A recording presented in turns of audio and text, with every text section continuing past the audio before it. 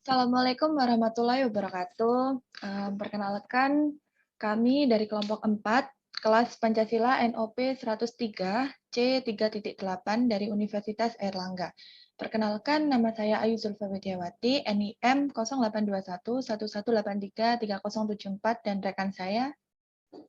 Perkenalkan, nama saya Lintang Tias dengan NIM 142 11233 dari Fakultas Perikanan dan Kelautan. Baik, kali ini kami akan membahas tentang langkah-langkah strategis dalam pemahaman mahasiswa mengenai sistem etika Pancasila di kehidupan sosial dan budaya. Yang pertama, kami akan membahas tentang kerangka jurnal, kemudian pendahuluan, metode, hasil pembahasan, simpulan, dan daftar pustaka. Adapun kerangka jurnal kami adalah jurnal berisikan judul, abstrak, pendahuluan, metode, hasil dan pembahasan, kesimpulan, dan daftar pustaka. Yang pertama adalah pendahuluan. Etika secara etimologi berasal dari bahasa Yunani kuno, yakni etikos, yang berarti timbul dari kebiasaan. Menurut K. Bergnes, etika merupakan nilai-nilai dan norma-norma moral yang menjadi pegangan bagi seseorang atau suatu kelompok dalam mengatur perilaku. Pancasila sebagai sistem etika dapat mewujudkan bangsa Indonesia menjadi kokoh dan tangguh dalam bernegara. Namun, pada pengimplementasiannya saat ini, masih banyak masyarakat, terutama pada generasi muda, yang tidak mengedepankan sistem etika Pancasila di kehidupan sosial dan budaya. Sebagai penunjang dari latar belakang kami melakukan studi kasus, ya ini yang pertama analisis tentang apakah menurut Anda melestarikan budaya Indonesia itu penting? Apakah Anda mengenal dan mengikuti budaya asing, dan apakah budaya dan produk asing lebih menarik dibandingkan budaya dan produk lokal? Di sini terdapat 100% masyarakat atau mahasiswa sadar akan melestarikan budaya Indonesia itu penting. Namun, pada pengimplementasiannya, banyak responden yang mungkin dan iya berpendapat bahwa mereka mengenal dan mengikuti budaya asing dikarenakan budaya mereka lebih modern dibandingkan budaya sendiri yang terkesan kuno. Adapun analisis kedua kita tentang penerapan sistem etika Pancasila di kehidupan sehari-hari. Masih banyak persentase mahasiswa atau responden yang tidak sesuai dengan pemahaman yang telah dilakukan. Atau dapat ditarik kesimpulan bahwa responden kebanyakan memiliki pengetahuan yang luas, namun pada penerapannya etika sistem Pancasila tidak dilakukan dengan benar. Kecepatan arus globalisasi tanpa diimbangi oleh pola pikir kritis dan modern mengakibatkan terhanyutnya generasi muda dalam berkehidupan. Oleh karena itu, kami mengangkat judul langkah-langkah strategis dalam pemahaman mahasiswa mengenai sistem etika Pancasila di kehidupan sosial dan budaya sebagai bahan salah satu proyek mata kuliah wajib Pancasila Universitas Airlangga yang bertujuan sebagai bahan literatur dan wadah penyampaian wawasan dalam menjunjung tinggi etika Pancasila dalam kehidupan sosial dan budaya. Kemudian akan dijelaskan oleh rekan saya. Baik, selanjutnya yaitu metode. Metode yang kami gunakan dalam pengumpulan data pembuatan jurnal ini yakni dengan menggunakan studi literatur. Lebih tepatnya dengan menggunakan Google Scholar sebagai media untuk mencari referensi dari jurnal-jurnal.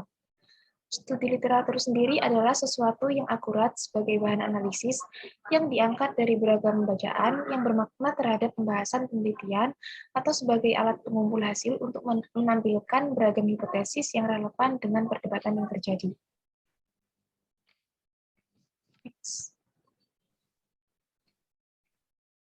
Selanjutnya yaitu hasil dan pembahasan. Dari studi kasus yang ada, dapat diketahui bahwa mahasiswa memiliki tingkat kesadaran penuh mengenai pentingnya penerapan etika Pancasila dalam kehidupan sosial dan budaya, termasuk dalam pelestarian budaya yang ada.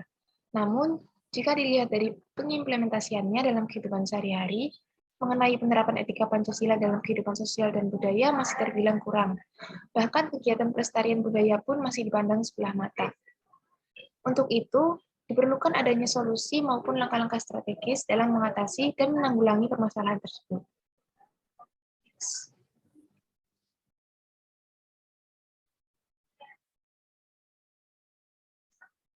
Adapun salah satunya yaitu pendidikan melalui media pendidikan, yaitu pendidikan Pancasila. Agar pendidikan Pancasila lebih memberi kesan dan mencapai sasaran, sesuai dengan visi dan misi pendidikan Pancasila di perguruan tinggi, maka proses pembelajaran harus sesuai dengan konteks kemahasiswaan yang bercirikan kritis, analisis, dinamis. Dengan demikian, metodologi pembelajaran setidaknya harus memperhatikan hal-hal seperti menempatkan mahasiswa sebagai subjek pendidikan, mitra dalam proses pembelajaran dan sebagai umat, anggota, keluarga, masyarakat, dan warga negara. Dengan demikian pula, terkait metode proses pembelajarannya, pembahasan secara kritis, analitis, maupun juga reflektif melalui dialog-dialog kreatif yang bersifat bisa menumbuhkan minat mahasiswa untuk memberikan respon terhadap suatu topik bahasan. Selain melalui pendekatan lembaga pendidikan, campur tangan pemerintah juga sangat diperlukan. Pemerintah dapat melakukan sosialisasi non-formal mengenai budaya Indonesia yang menarik perhatian generasi muda. Dalam hal ini, sosial media sangat berperan penting karena sosial media adalah media yang sering digunakan oleh generasi muda.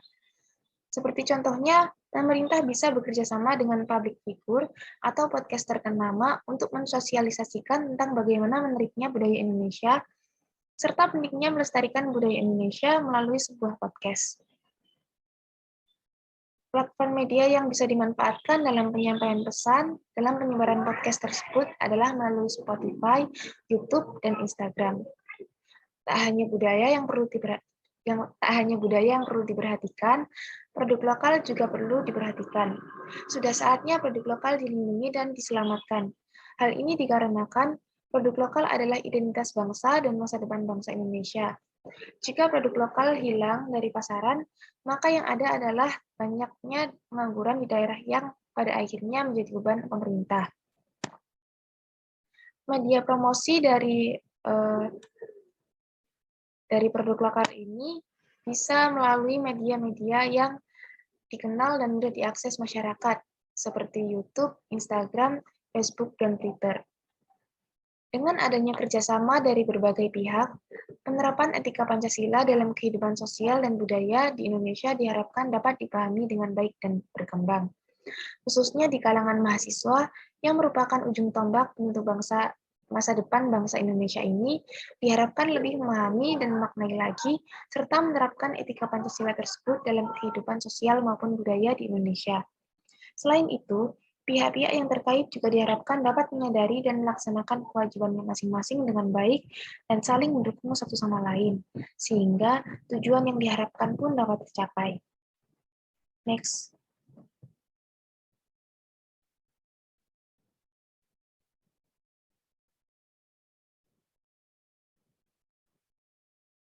Dari uraian yang sudah dijabarkan sebelumnya, dapat diambil kesimpulan bahwa langkah-langkah strategis yang dapat dilakukan untuk meningkatkan pemahaman mahasiswa mengenai etika Pancasila dalam kehidupan sosial dan budaya, yakni yang pertama yaitu melalui lembaga pendidikan, yaitu Lembaga Pendidikan Pancasila. Yang kedua yaitu melalui campur tangan pemerintah dengan melaksanakan sosialisasi non-formal yang lebih menarik seperti podcast yang disebarluaskan melalui platform ternama. Yang ketiga yaitu melalui peranan tokoh agama dan budaya dengan pengadaan organisasi keagamaan dan sanggar budaya. Yang keempat yaitu melalui interaksi dalam keluarga, yakni dengan pembekalan orang tua dengan mendidik pola perilaku, sikap, dan keyakinan kepada anaknya. Selanjutnya yaitu melalui pendekatan lingkungan dengan memilih lingkup pertemanan yang positif. Lalu melalui suatu komunitas dan organisasi kepemudaan, contohnya Karang Taruna. Yang terakhir yaitu melalui peningkatan kualitas produk lokal sebagai identitas dan masa depan bangsa dan memakai produk-produk lokal untuk mendukung perkembangannya. Next.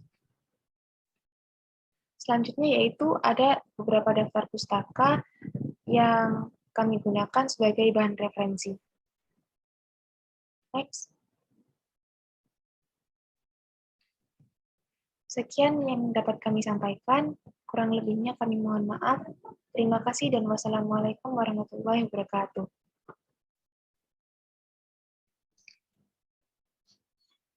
Kami selaku penyusun konten video ini menyatakan bahwa 1. Bertanggung jawab sepenuhnya terhadap seluruh konten dalam video ini. Kedua adalah seluruh konten dalam video ini hanya ditujukan dalam upaya kami untuk mengembangkan pengetahuan, keilmuan, dan keterampilan.